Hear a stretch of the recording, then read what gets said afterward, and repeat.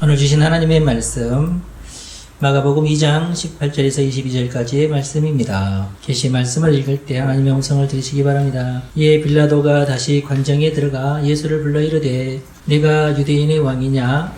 예수께서 대답하시되 이는 내가 스스로 하는 말이냐? 다른 사람들이 나에 대하여 네게 한 말이냐? 빌라도가 대답하되 내가 유대인이냐? 내 나라 사람과 대제사장들이 너를 내게 넘겼으니 내가 무엇을 하였느냐? 예수께서 대답하시되 내 나라는 이 세상에 속한 것이 아니니라. 만일 내 나라가 이 세상에 속한 것이었더라면 내 종들이 싸워 나로 유대인들에게 넘겨지지 않게 하였으리라. 이제 내 나라는 여기에 속한 것이 아니니라. 빌라도가 이르되 그러면 내가 왕이 아니냐? 예수께서 대답하시되 내 말과 같이 내가 왕이니라. 내가 이를 위하여 태어났으며 이를 위하여 세상에 왔나니 곧 진리에 대하여 증언하려 함이로라. 무릇 진리에 속한 자는 내 소리를 듣느니라 하신대 빌라도가 이르되 진리가 무엇이냐 하더라. 이 말을 하고 다시 유대인들에게 나가서 이르되 나는 그에게서 아무 죄도 찾지 못하였노라. 아멘. 오늘 설교의 제목은 예수님의 나라입니다. 오늘은 종려주의, 종려나무는 야자수입을 생각하시면 좋아요.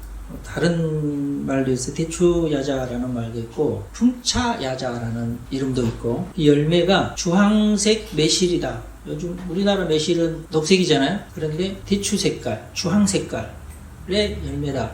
맛도 대추 맛은 아니고 대추 맛은 약간 한약 맛이 나는데 대추야자의 맛은 마치 제가 먹어봤더니 뭐 다 마른 것을 먹어서 그런지 모르지만 그냥 설탕 덩어리예요. 달고나를 이렇게, 달고나를 이렇게 만들어가지고 먹는 것 같은 그런 느낌. 굉장히 달고 있어. 하나도 먹기 힘들어요. 아마 그게 이제 이렇게 말리지 않는 것이라면 굉장히 단 과일이다. 그렇게 생각할 수가 있겠죠. 근데 이제 예수님께서 십자가에 달려 돌아가시는 주간, 그 주간의 시작이 이제 종려주일인데 예루살렘 성에 입성하려고 하실 때에 그 예루살렘의 전통이 뭐냐면 왕이 오거나 어떤 장수가 나가서 전쟁을 하고 승리하고 돌아오면은 그것을 기념하기 위해서 축하하기 위해서 그 야자나무의 그 이파리를 따가지고 이렇게 흔들면서 환영하는 그런 자기 손으로는 너무 작으니까 손으로 환영한다고 해봤자 너무 손이 작으니까 이만한 큰 손같이 생긴 야자나무를 막 흔들면서 기분 좋겠죠. 그래서 종려주일이다. 종려나무 이파리. 근데 예수님께서 이제 어린 나귀를 타고 예루살렘 성에 입성하셨어요. 예루살렘 성의 모든 백성들이 예수님의 입성을 환영하고 그리고 그 영광을 찬송하였습니다.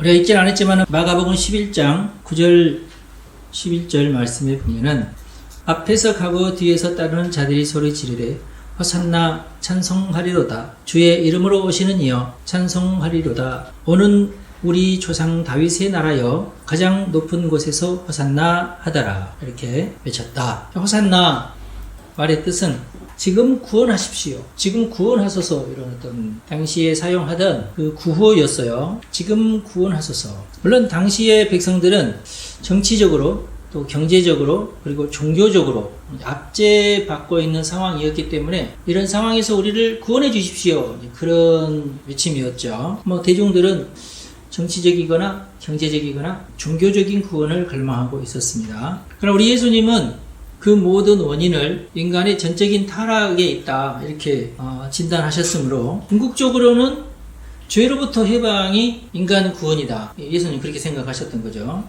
예수님의 생각이 진리에 해당되는 생각이죠. 그것이 곧 구원이다. 그래서 그것을 이루기 위해서 십자가를 지신 그걸 위해서 또 예루살렘 성으로 입성하는. 근데 그 전에는 예수님께서 평상시 그냥 나귀도 타지 않고 그냥 걸어서 들어가셨어요. 그래서 많은 백성들이 그때도 나와서 뭐 환영이냐 그러지도 않았어요. 평상시에 다른 사람처럼 들락날락 하듯이 예루살렘 성에 들어가셨는데 그날만큼은 나귀를 타고 입성을 하신 거예요. 예수님 개인으로서는 나귀를 타고 입성을 했는데 그러면 어떻게 알고 사람들이 나와서 그렇게 예수님을 환영을 했느냐. 그만큼 이제 예수님이 많이 알려졌기도 했겠지만 제 생각에는 하나님께서 그 예루살렘 성에 살고 있는 많은 백성들이 마음에 감동을 주셔서 한꺼번에 나와서 환영을 하게끔 그렇게 하셨다. 저는 그렇게 믿고 있어요. 하여튼 호산나라는 단어만 가지고도 백성들이 해석하는 호산나하고 예수님이 해석하는 호산나의 의미는 달랐다. 이런 말씀을 드리고 싶어요. 그렇다면 왜 예수님께서 굳이 이런 퍼포먼스까지 하셨을까?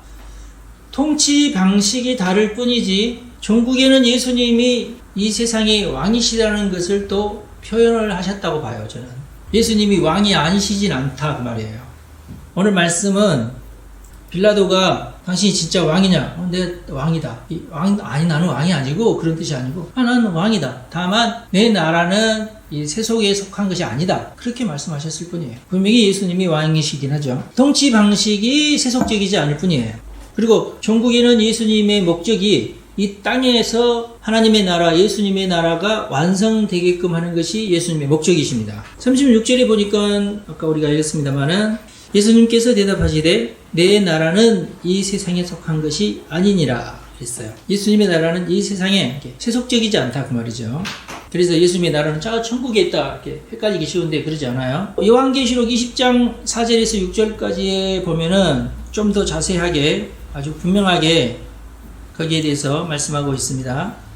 또 내가 보좌들을 보니 거기에 앉은 자들이 있어 심판하는 권세를 받았더라. 또 내가 보니 예수를 증언함과 하나님의 말씀 때문에 목배임을 당한 자들과 영혼들과 또 짐승과 그의 우상에게 경배하지 아니하고 그들의 이마와 손에 그의 표를 받지 아니한 자들이 살아서 그리스도와 더불어 1000년 동안 왕노릇하니 그 나머지 죽은 자들은 그 1000년이 차기까지 살지 못하더라. 이는 첫째 부활이라. 이 첫째 부활에 참여하는 자들은 복이 있고 거룩하도다. 둘째 사망이 그들을 다스리는 권세가 없고 도리어 그들이 하나님과 그리스도의 제사장이 되어 1000년 동안 그리스도와 더불어 왕노릇하리라 라고 기록하고 있어요.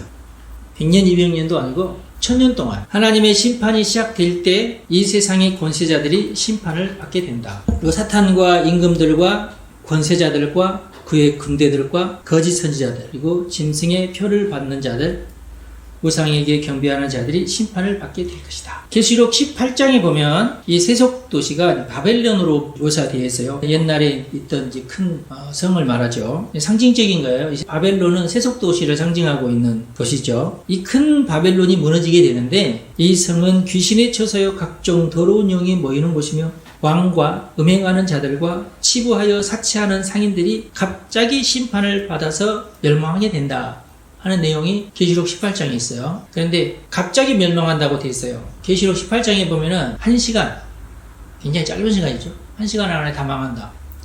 누아르 영화를 보면은 나쁜 놈들이 1시간 내내 나쁜 짓을 하다가 망한 것은 한 몇 분 만에 망하잖아요.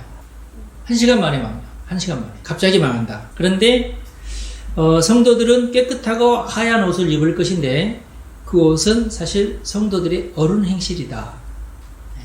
저도 오늘 성찬식을 위해서 옷을 입었습니다만은 이건 뭘 말하냐면은 뭘 상징한다는 뜻인데 성도들의 어른 행실을 상징한다 그런 뜻입니다. 내일부터 여러분 하얀 옷 입고 다니라 그런 말이 아니에요. 네. 그리고 달란트 비유를 여러분 잘 아시죠? 예수님의 나라에서 종들이 자기가 벌어들인 달란트의 숫자대로 10달란트 받은 자들에게는 10고을 다스릴 권세를 주고 그런 말씀이 나오잖아요. 그럼 언제 그런 비유의 말씀이 이루어지겠느냐? 천년왕국 때 이루어진다고 보시면 돼요. 어떤 학자들은 이제 천년이라고 하는 것이 꼭 이게 이제 많은 횟수를 의미하는 것이지 꼭 1000년 동안을 의미하는 것은 아니다. 라고 주장하는 학자들도 있는데 이런들 어떠하고 저런들 어떠합니까? 그리고 학자들마다 천년설이 어쩌니 후천년설이 어쩌니 갑론을박이 많아요. 근데 중요한 것은 이 땅에 실제로 예수님이 왕으로 예수님의 나라가 완성될 것이라는 사실이에요. 아직은 아니지만. 근데 그 예수님의 나라가 완성이 될 때에는 사탄은 이미 결박을 받고 그동안 사탄과 결탁을 해서 이 세상의 권세를 잡았던 자들은 다 멸망하게 된다. 그러고 나서 깨끗해진 세상에서 1000년 동안 1000년 왕국이 지속이 될 것이다. 예수님은 만왕의 왕이 되시고 그러면 이제 성도들 중에서도 하나님에게 인정을 받을 만한 달란트를 받을 만한 그런 성도들은 이제 고을을 다스리게 되는데 어떤 사람은 시장이 될 것이고 어떤 사람은 구청장이 될 것이고 뭐 그런 식으로 해서 어떤 사람은 10개, 그러니까 경기도지사가 되든지 하여튼 그런 식으로 될 것이다. 그런 뜻이에요. 굉장히 구체적이죠. 그리고 주기도문에도 하나님의 나라가 임하도록 우리가 기도하고 있잖아요. 그 하나님의 나라는 주기도문을 이렇게 자세히 보면은 하늘나라에 있는 나라가 이 땅에 임하도록이 아니에요. 이 땅에 하나님의 나라가 이루어지도록 해요. 이것은 이 지상에서의 하나님의 나라를 말하는 거예요. 성경에 보면 곳곳에 이 지상이 곧 하나님의 나라가 된다는 그런 구절들이 많아요. 오늘 본문 말씀에서도 예수님은 내 나라는 이 세속에 속한 것은 아닌 그런 나라가 있다. 근데 여러분들은 그건 영적인 나라구나. 아니에요. 영적인 나라가 아니에요. 실질적으로 다스리는 이 나라예요. 천년왕국 때는 서울을 누가 다스리게 될지는 모르겠습니다.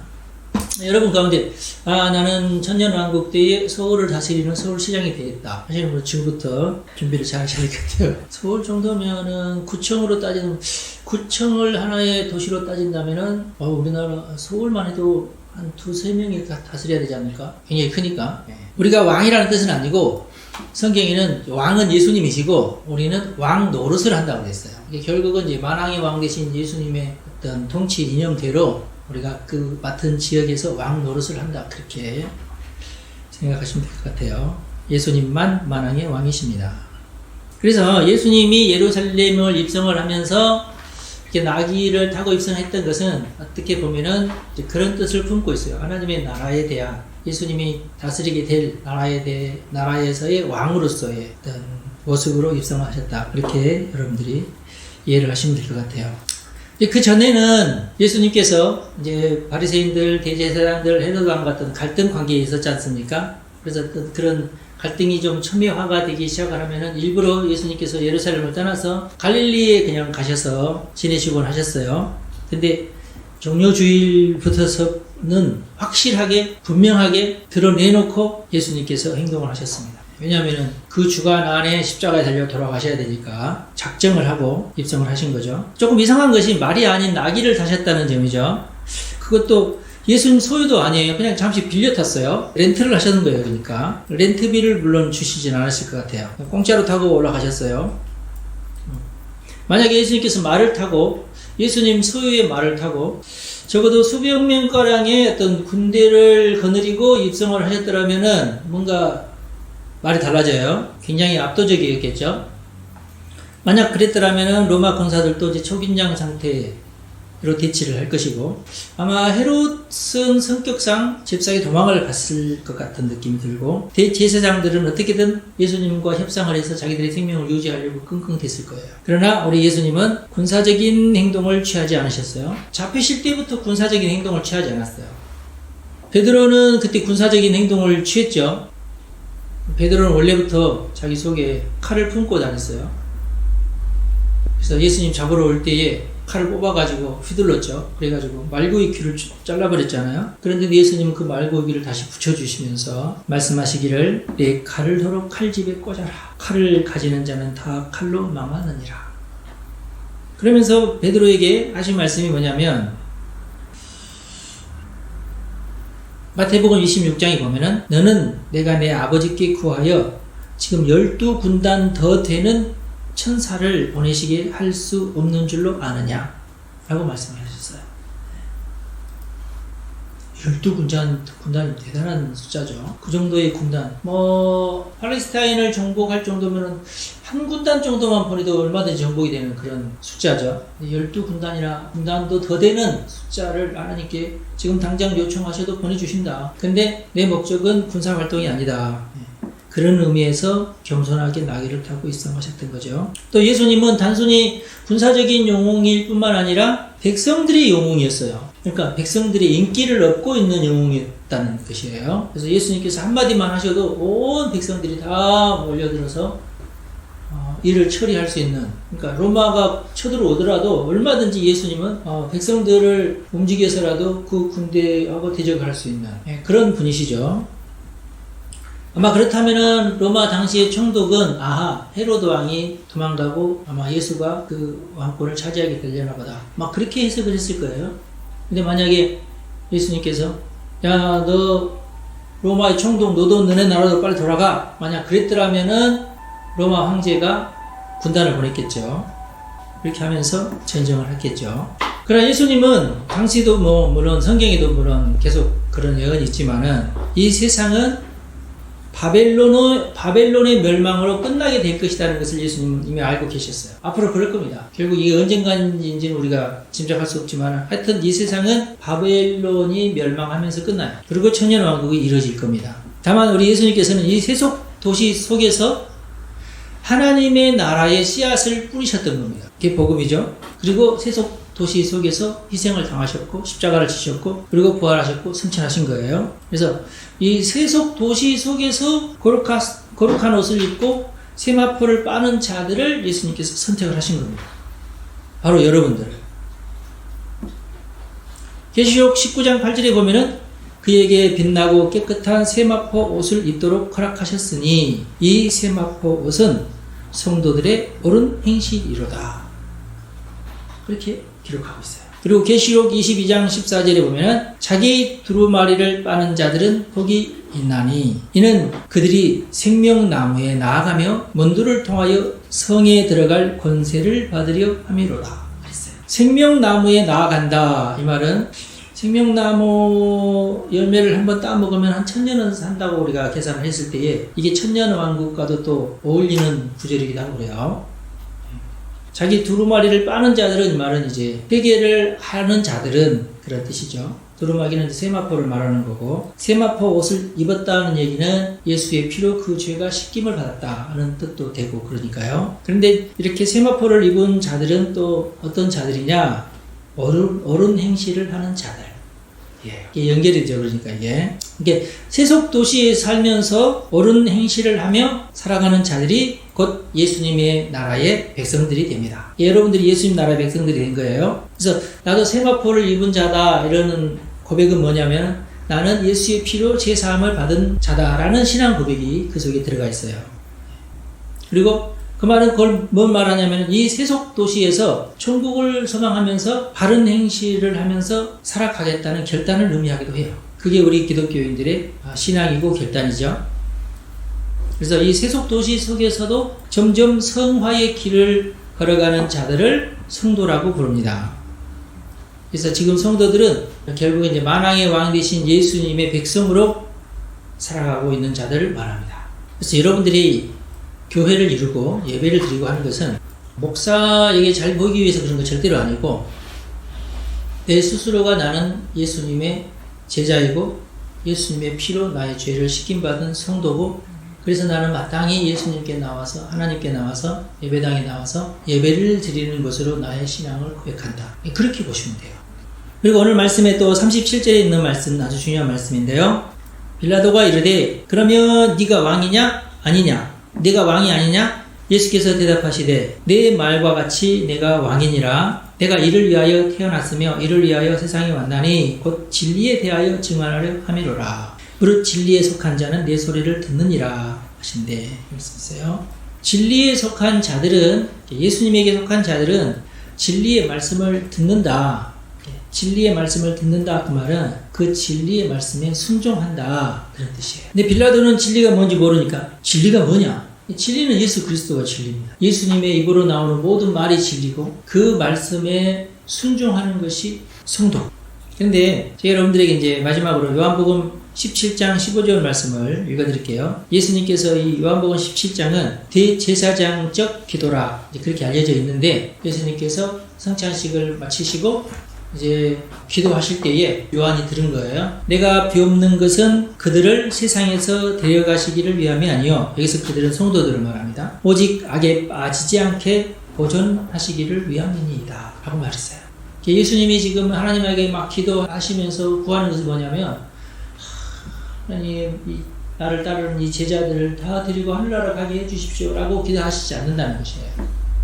이들을 이 세속 도시에 남겨두시겠다는 뜻이고 다만 이들이 악에 빠지지 않도록 도와주십시오 라는 기도를 드리는 거예요. 그러니까 우리가 이 세속 도시에 살면서 악에 빠지지 말아야 돼요.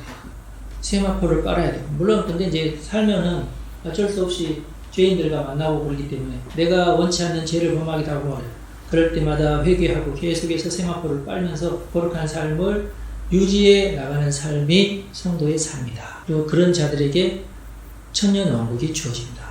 뜻입니다. 천년왕후 오기 전에 죽으면요. 그래서 그걸 첫째 부활이라 성경에서는. 첫째 부활 때 우리가 성도로 살았던 자들이 다 일어나서 천년왕국에서 왕노릇 한다. 그런 뜻입니다. 여러분 축복합니다. 오직 진리의 말씀으로 무장을 하시고 악에 빠지지 않게 예수님의 기도대로 보존되는 자로 살아가시기를 간절히 바랍니다. 기도하겠습니다. 하나님, 종료주의를 맞이하여 예배드리는 우리 성도들을 축복합니다. 예수님께서 계시해 주신 대로, 말씀해 주신 대로, 기도해 주신 대로, 예수님께서 가르쳐 주시는 대로, 또 성경에서 증언한 대로 우리는 예수님의 나라, 하나님의 나라의 백성인 것을 이 시간 고백합니다. 우리 성도들을 우리 하나님께서 지켜주십시오. 우리는 세속도시에 살 수밖에 없으나 예수님의 소망대로 우리는 모든 죄를 예수 그리스도의 보혈로 정결하게 씻김을 받고 옳은 행실을 하며 옳은 행실이라는 세마포를 입고 항상 그 세마포를 빠는 성도들이 되기를 소망합니다.